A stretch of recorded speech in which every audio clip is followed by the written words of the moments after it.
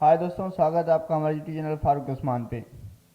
जैसे कि आज हमारे पीएच से रिलेटेड आज हमारा 17th ट्यूटोरियल है। और ऑलरेडी जो हमने डिस्कस किया था लूप को, पीएचपी के अंदर 4 टाइप्स ऑफ लूप होते हैं। नंबर 1 पे होता है while loop and second one do while loop, then इसके बाद for loop and for each loop. ठीक है, तो हमने ऑलरेडी मतलब कि वाइल लूप को डिस्कस किया था। देन आज हम देखेंगे कि जो डू वाइल लूप है वो किस तरह से वर्क करता है और डू वाइल और वाइल लूप में क्या डिफरेंस है। तो चलिए गाइस स्टार्ट करते हैं। जो डू वाइल लूप होता है, ये लूप जो होता है, while will always execute the block of code once it will then check the condition and repeat the loop while the specified condition is true. जो डू वाइल लूप होता है वो स्टार्टिंग में ही एग्जीक्यूट हो जाता है, ब्लॉक ऑफ कोड को exit करता है। देन इसके बाद इसकी टेस्टिंग होती है। अगर हम यहाँ पर इसकी डेफिनेशन को देखें तो ये बोल रहा है the do while loop will always execute the block of code once. Starting में ये एक दफ़ा से एग्जीक्यूट कर देता है। देन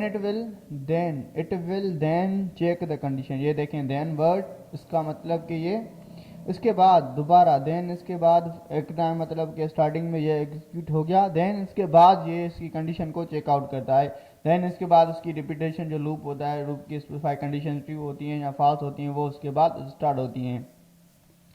ठीक है, तो जो लूप के होते हैं, लूप में 3 टाइप्स ऑफ मतलब 3 टाइप्स में डिवाइडेड होता है। फर्स्ट जो पार्ट होता है उसका उसकी होती है इनिशियलाइजेशन, देन इसके बाद इंक्रीजमेंट एंड डिक्रीजमेंट होती है, देन इसके बाद उसके अंदर टेस्टिंग होती है। ठीक है, तो अगर हम डू वाइल लूप को देखें, जो डू वाइल लूप होता है स्टार्टिंग में उससे हम ऑलरेडी जिस तरह से वाइल लूप के अंदर इनिशियलाइजेशन कर रहे थे उसी तरह से हमने यहाँ पर भी से स्टार्टिंग के अंदर इनिशियलाइज किया हुआ है। देन इसके बाद यहाँ पर कुछ डिफरेंस हैं जो वाइल लूप और डू वाइल को मतलब ये एक दूसरे डिफरेंट करते हैं।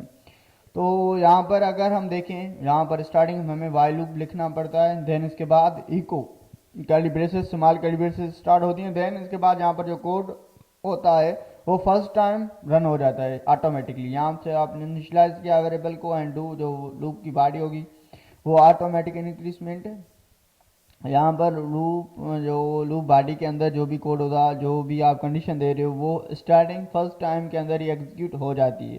देन इसके बाद आती है टेस्टिंग प्रोसेस। ठीक है, तो डायरेक्टली जैसे ये रन हो गई, देन इसके बाद इसके अंदर टेस्टिंग प्रोसेस होता है। देन जैसे टेस्टिंग प्रोसेस मतलब कि ट्रू से स्टेटमेंट मिलती है, देन इसके बाद इसके अंदर इंक्रीजमेंट और डिक्रीजमेंट होती है। देन वो लूप दोबारा से रिपीटेड होना स्टार्ट हो जाता है, तब तक इसकी कंडीशन फॉल्स होती है, तब तक ये चलता ही रहता है। ठीक है, तो चलिए गाइस हम स्टार्ट करते हैं प्रैक्टिकल करके। प्रैक्टिकल अंदर किस तरह से हम इसे कवर अप कर सकते हैं। ठीक है, तो मैंने यहाँ पर ऑलरेडी एक फाइल बनाई हुई है डू वाइल लूप के नेम से। ठीक है, तो फाइल बनाने के लिए मैंने ऑलरेडी आपको बताया था कि जो अब जब भी आप डू वाइल की या कोई भी पीएचपी से रिलेटेड कोई भी वर्क कर रहे हो तो उसके लिए आपके पास एक लोकल या एक वेब सर्वर होना ज़रूरी है।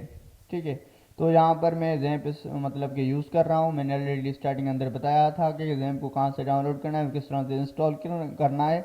देन इसके बाद आपको एच टी डॉक्स के अंदर आकर जैसे आप जैम्प ओपन करेंगे, जैम्प को ओपन करने के बाद आपको एक एच टी डॉक्स का 12 नंबर पे एक फोल्डर मिलेगा। देन आप उसे ओपन करें, उसके अंदर जो भी पीएचपी का वर्क होगा वो आप उसे वहाँ पर जाकर सेव कर दें। ठीक है, तो मैंने ये फाइल बनाई हुई है, ये देखिए आप। यहाँ पर अगर मैं आपको ऊपर दिखा दूँ, यहाँ पर मेरा एरो शो हो रहा है। ठीक है, यहाँ पर ये बोल रहा है भाई जैम्प के बाद एच डॉक्स। देन इसके अंदर मैंने एक फोल्डर बनाया है PHP2 नाम से। ठीक है, उस फोल्डर के अंदर पड़ा हुआ do while loop dot PHP की फाइल। ठीक है, तो मैं इसे स्टार्ट कर देता हूँ। यहाँ पर फर्स्ट में हम इसे इनिशियलाइज करेंगे। यहाँ पर मैंने एक वेरिएबल बनाया, देन इस वेरिएबल को एक वैल्यू मैंने मतलब कि इनिशियलाइज कर दी। देन इसके बाद हम देंगे डू। ठीक है, डू कीवर्ड देंगे आप। Then small braces, 2 curly braces आप स्टार्ट करेंगे। देन इसके अंदर between this small opening and closing small braces आप इसके अंदर कोई भी स्टेटमेंट प्रिंट कर सकते हैं। ठीक है, दिस इज आप कुछ इस तरह से भी कर सकते हैं। तो मैं यहाँ पर बोल रहा हूँ this is do while loop. Okay, then इसके बाद जो इसकी एंडिंग प्रोसेस, देन इसके बाद आप करते हैं इसके अंदर इंक्रीजमेंट। ओके, इसके अंदर आप डिक्रीजमेंट भी कर सकते हैं। एंड जो उसकी लास्ट प्रोसेस होती है उसके अंदर इसकी कंडीशन चेकआउट की जाती है जो आपने वेरिएबल क्रिएट किया था। ठीक है, आप इसके अंदर जहाँ पर आप इसके अंदर कंडीशन दे देते हैं। मैं बोल रहा हूँ जो वेरिएबल नम है भाई वो लेस देन एंड इक्वल हो 10, यहाँ पर 12 कर देते हैं, यहाँ 30 कर देते हैं। ठीक है, यहाँ पर मैं ऐसे बोल रहा हूँ भाई जो वेरिएबल नम दिया है हमने दिया है आपको, वो लेस देन हो एंड इक्वल टू हो 30 के, तब तक ये स्टेटमेंट रन हो। देन इसके बाद जैसे ये लूप इससे बाहर चला जाएगा तो ये एग्जीक्यूशन मतलब कि जो ये लूप होगा उसका रिजल्ट फॉल्स आ जाएगा, देन ये स्टॉप हो जाएगा। तो यहाँ से मैं कर देता हूँ, इसे कंट्रोल एस किया मैंने इसे, देन यहाँ पर आकर मैं एक अलग से टैब ओपन कर लेता हूँ। ठीक है, तो मैंने ये टैब ओपन की और यहाँ पर मैं स्टार्टिंग में दूंगा लोकल होस्ट, देन इसके बाद /php2 जो मेरे मेन फोल्डर का नाम था।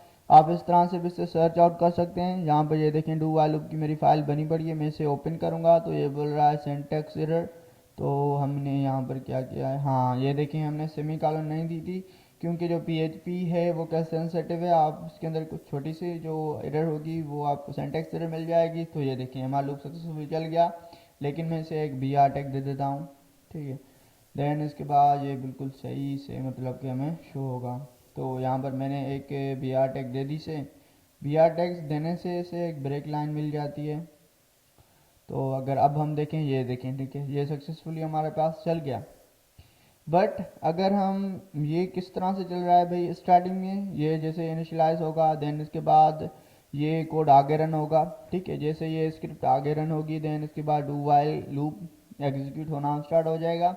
तो स्टार्टिंग के अंदर ही ये कंडीशन, यहाँ पर जो ये कंडीशन है इसकी बॉडी है यहाँ पर डू वाइल की, वो एग्जीक्यूट होना स्टार्ट हो जाएगी, ये फर्स्ट टाइम रन हो जाएगी ऑटोमेटिकली।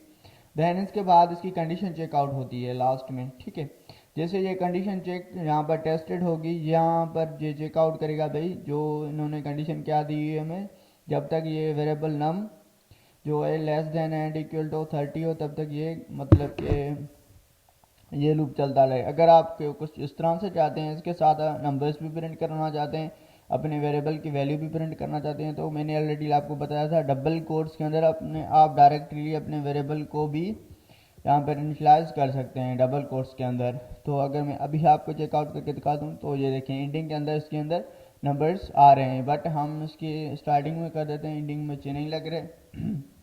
तो मैंने यहाँ पर इसे हटाया और यहाँ पर आकर $num जो हमारे वेरिएबल का नाम था वो मैंने दे दिया और इसे कंट्रोल एस किया। कंट्रोल एस करने के बाद अगर मैं अभी आपको दिखा दूँ तो ये देखें, ठीक है ये सक्सेसफुली हमारे पास 1 2 3 4 यहाँ पर तक 13 तक हमारे पास चल रहा है। ठीक है, तो अगर आप चाहते हैं भाई ये नंबर्स उल्टे चलें, उल्टी इसकी काउंटिंग हो, तो आप वो कुछ इस तरह से कर देते हैं, आप इसे यहाँ पर कर दें greater than and equal to 1। ठीक है, तो ये एग्जीक्यूशन अगर आप कुछ इस तरह से कर रहे हो और यहाँ पर प्लस प्लस कर रहे हो तो ये आपकी नंबरिंग स्टार्ट हो जाएगी कम्प्लीटली अनलिमिटेड, ये इनफिनाइट लूप बन जाएगा।